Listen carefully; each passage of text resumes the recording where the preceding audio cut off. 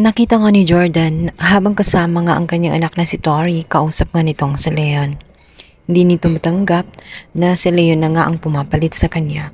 At nang makita nga niya na kinokomfort niya ni Leon at tinahawakan ng kanyang anak, ay tela nang gagalaiti siya. At dito nga ay bigla nga niya itong susugurin at susuntukin.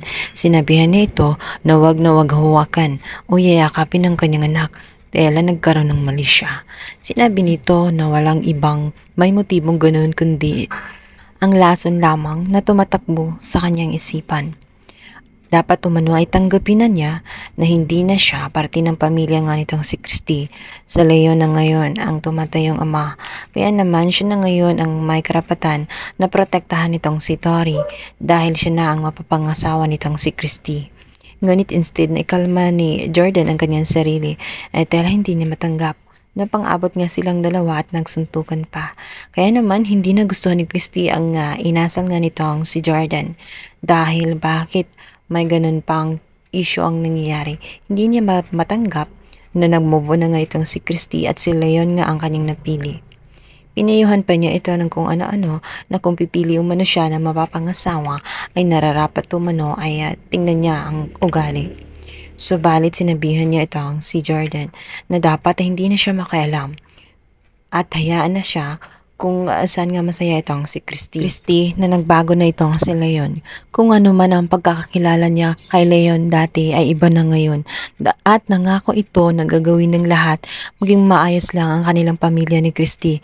Kaya nararapat na asikasuhin na lamang niya ang kanyang binubuong pamilya kasama nga itong si Shaira. At huwag nang gambalain pa ang buhay nga nitong si Shaira. At huwag nang budburan ng asin ang sugat nga sa kanyang nakaraan. Di nga matigil-tigil ang dalawang bangayan ng dalawang panig. Palibhasa, tela itong dalawa ay hindi makamove on sa nakaraan.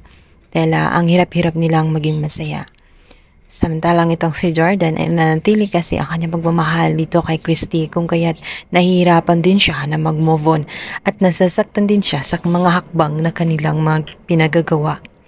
Sa kabilang banda, mag-usap naman itong si Shaira at itong ang si Leon.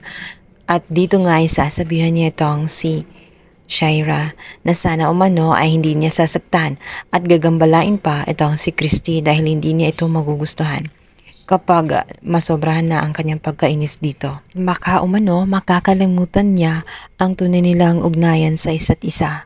Samantalang si Shaira ay naiinis din, sinabi niya rito na baka nagkakalimutan din niya na siya ang may dahilan kung bakit nagkakakilala silang dalawa nitong si Christy. Kung hindi niya dinala itong si Christy sa loob ng kota ay malamang walang Christy ngayon sa kanyang tabi, kung kaya't utang din niya ang lahat-lahat.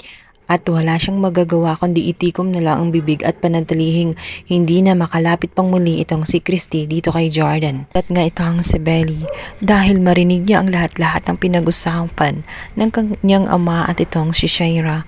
At dito nga sasabihin niya na magkasabwat pala silang dalawa.